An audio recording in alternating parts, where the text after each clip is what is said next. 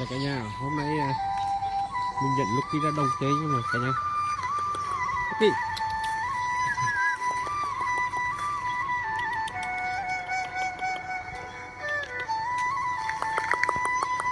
đi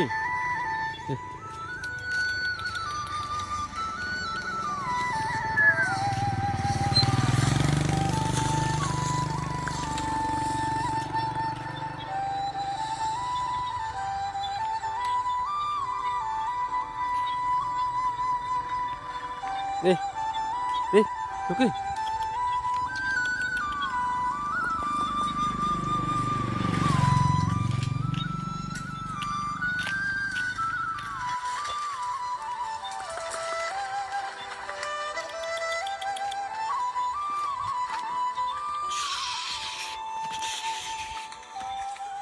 đấy.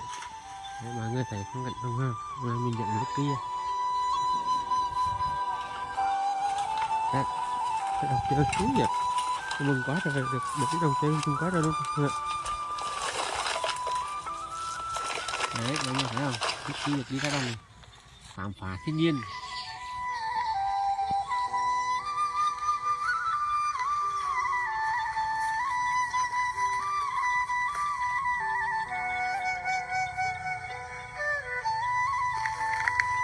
Em này đi ra đâu là mình nói nghe nên là mình hay cho em này cho lúc kia đi là con cái này đi là nó nói nó nghe lâu lâu ra đông khám phá.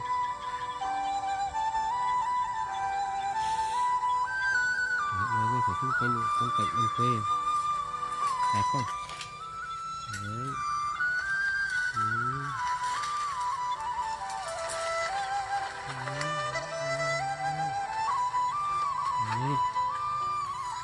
Đấy.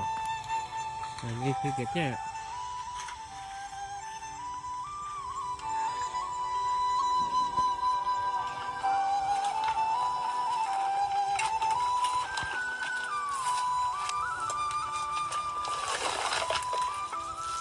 Lucky chào với Lucky ra đông tớ rồi tí từng từng từng từng từng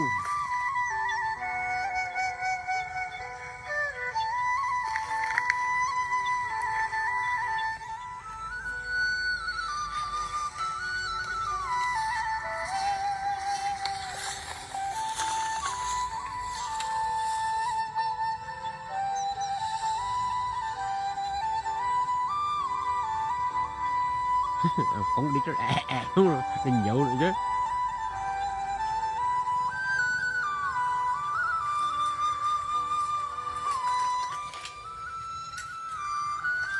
Mọi người phải không cảnh đồng quê nó bình gì đâu. Chờ mình ngồi em một chỗ mình coi thử cả em lúc kia em ra đâu em làm gì nhá.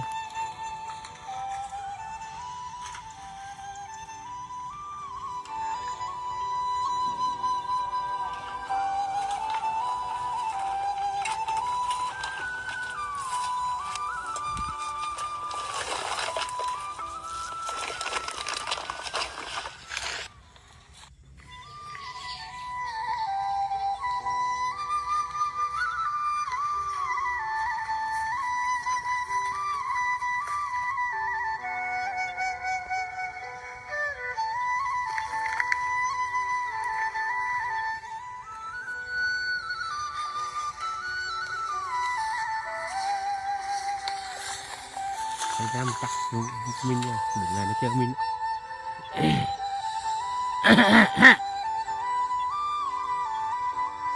Về hà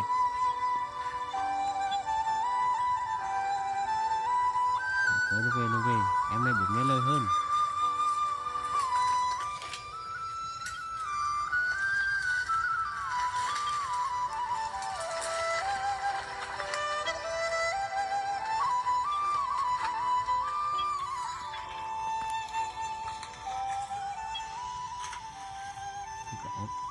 Cái nó làm gì nhỉ? Đấy, cái lùi xanh.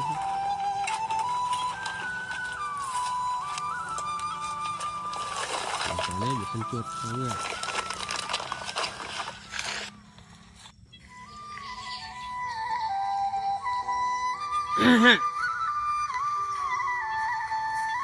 Đi đâu mà xa thế?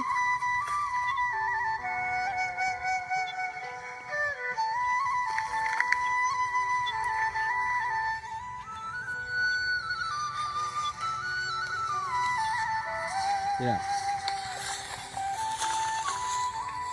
Đi tiếp đi.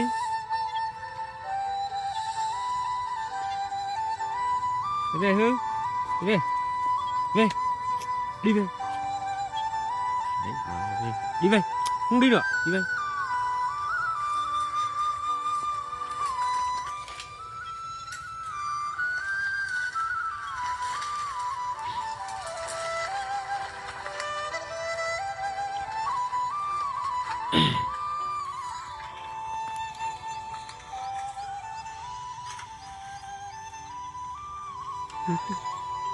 Lâu lâu cho đi ra đông rồi khám phá thiên nhiên.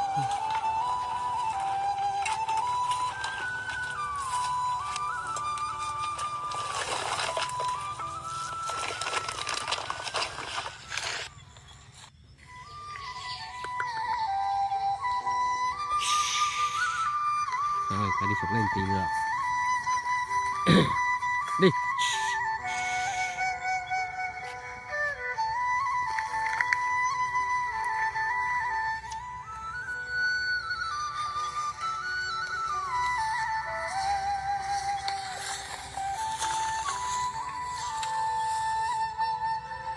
Đấy.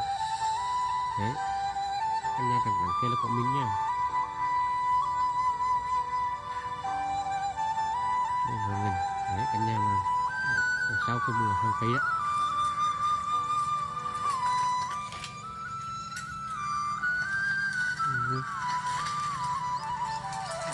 Đấy, cảnh đông quê thấy đẹp mọi người.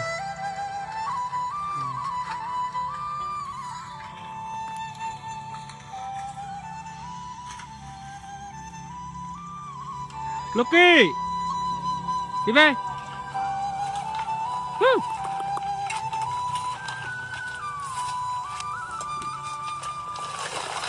Rồi đi về.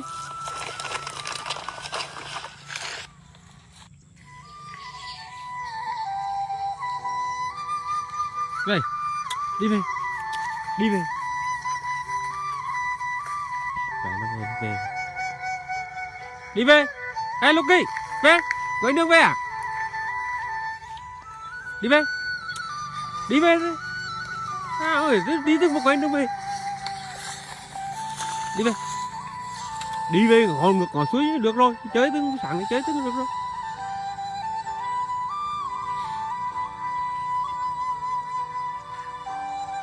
Lucky đang còn muốn đi chơi thêm nữa. Thôi đi về. Đi về. Đi về.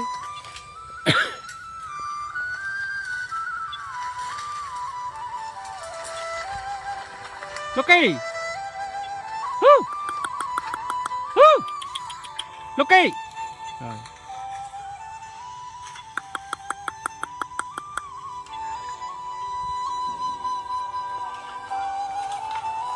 Con kẹp vào trong rồi.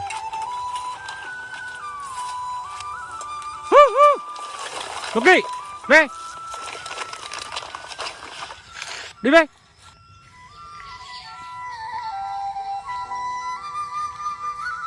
Rồi, chạy về rồi. Đấy, rồi tôi thấy. Đấy, em chạy vào trong nhà đấy.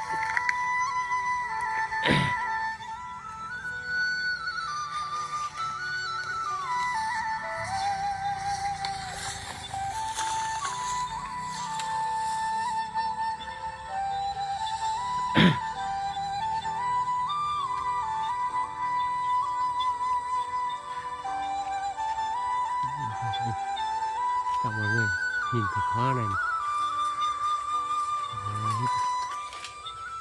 Đấy, đỡ mọi người biết hoa này hoa gì.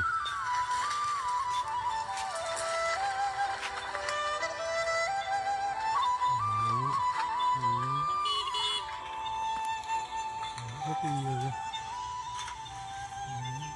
cây hoa này.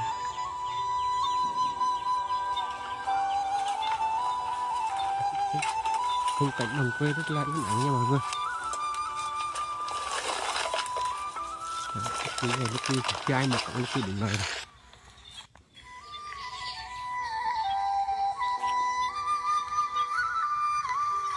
Lucky.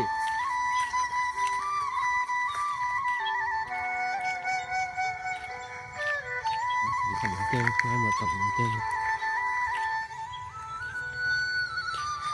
Kéo đi mà đi vô.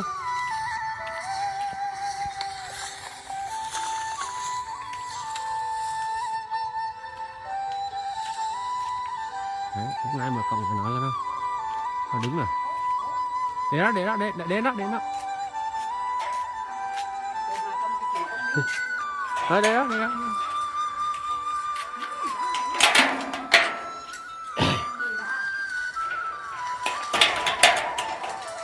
Đây, đó.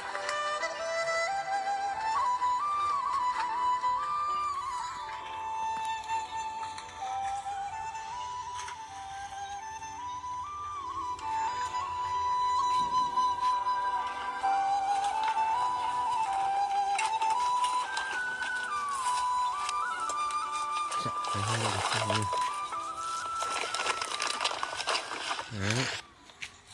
Lúc cứ đi vào đây nó có em cái nắng rồi đó. Gì cái gì gì